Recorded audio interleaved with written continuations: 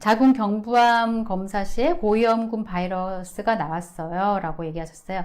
바로 치료를 받아야 될까요? 라고 이제 걱정하셨는데, 질이 이제 관처럼 생겨져 있고 자궁하고 이어지는 그 입구 부분을 이제 경부라고 부르는데, 이 자궁 경부에 해당하는 부분들이 세포 변성이 잘 일어나면서 암으로 가기 쉬운 부위입니다. 그만큼 이제 형태가 잘 변화되고 약한 부위라는 뜻인데요.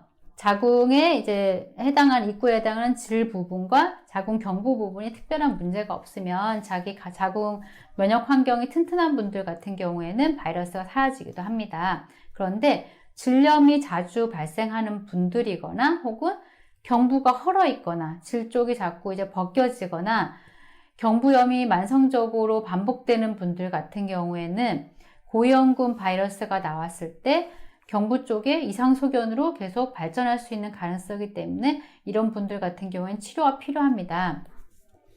질이라고 하는 부분은 안쪽에 질 점막이 촉촉하게 보호되고 있는 구조로 이제 만들어져 있어요.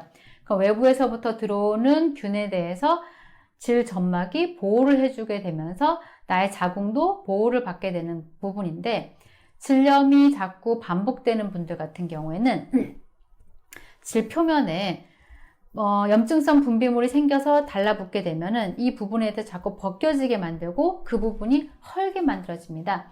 그러니까 헐거나 벗겨지거나 혈관 노출이 너무 심하거나 거기 울퉁불퉁하게 자꾸 밀환이 되면 이 부분에 대해서는 질 점막이 보호해 줄 수 있는 상황에서 벗어나게 됩니다.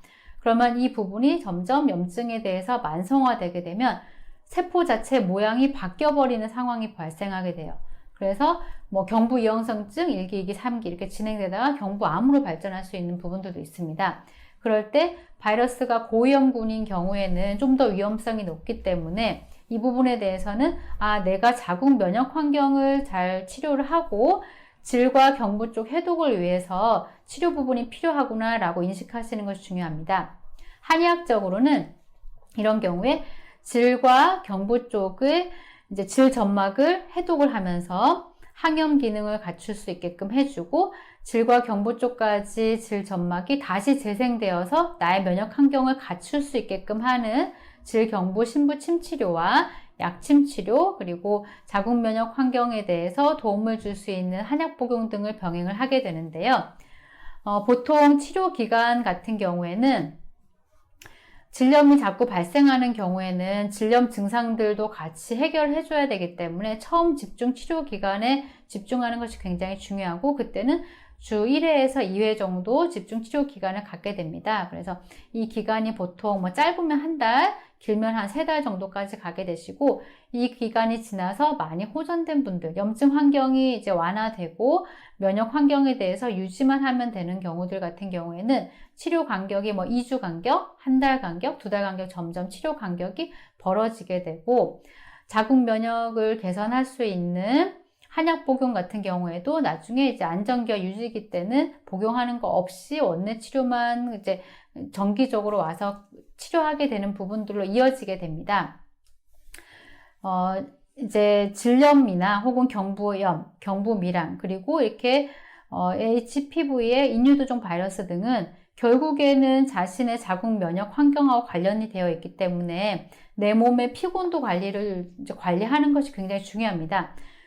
생리 전후로, 그리고 배란기 때 염증 환경에 대해서 좀 더 우리가 불안정한 시기가 되고, 또 성관계 후에 혹은 내 몸이 많이 피곤하거나 뭐 밤샘 작업을 했거나 혹은 수면이 별로 좋지 않았을 때, 감기 걸리는 후거나 아픈 후, 이런 경우들에 또 질내 환경이 변화되게 됩니다. 그래서 그런 경우에 특별히 더 신경을 써서 나의 질과 경부 쪽 환경에 대해서 해독하고 면역을 잘 개선할 수 있도록 치료 부분을 집중하시는 것이 중요합니다. 특히 생리 후에 질과 경부 쪽에 염증이 심해지는 분들 같은 경우에는 생리대, 즉 패드 사용하는 부분에 대해서 신경을 써주시는 것이 좋습니다.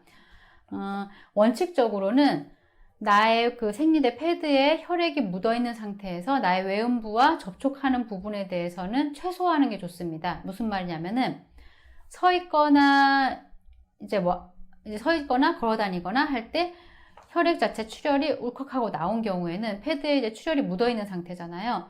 그때는 바로 의자에 앉으시면 절대 안 되고 반드시 패드를 교체하고 난 다음에 앉을 수 있도록 해주세요. 그리고 앉아서 일을 하거나 공부를 하다가 갑자기 또 울컥하고 생리출혈이 나오는 느낌이 들면 바로 일어나서 패드를 교체를 하시는 거 좋습니다. 패드에 출혈이 흡수되어 있는 축축한 상태에서 나의 외음부와 접촉이 되어 있는 시간이 길어지면 길어질수록 나의 외음부와 질 쪽의 환경이 염증 부분으로 흘러갈 수 있는 가능성이 높기 때문에 이런 경우들에 대한 주의사항을 잘 지켜주지 않으시면 생리 끝에 가려워요, 생리 후에 질염이 심해졌어요, 뭐 따가워요 등등의 이제 증상들을 호소하는 경우들이 많습니다. 그래서 그런 경우라고 하면은 생리대, 패드의 사용 방법에 대해서 좀 더 주의하시는 것이 좋습니다.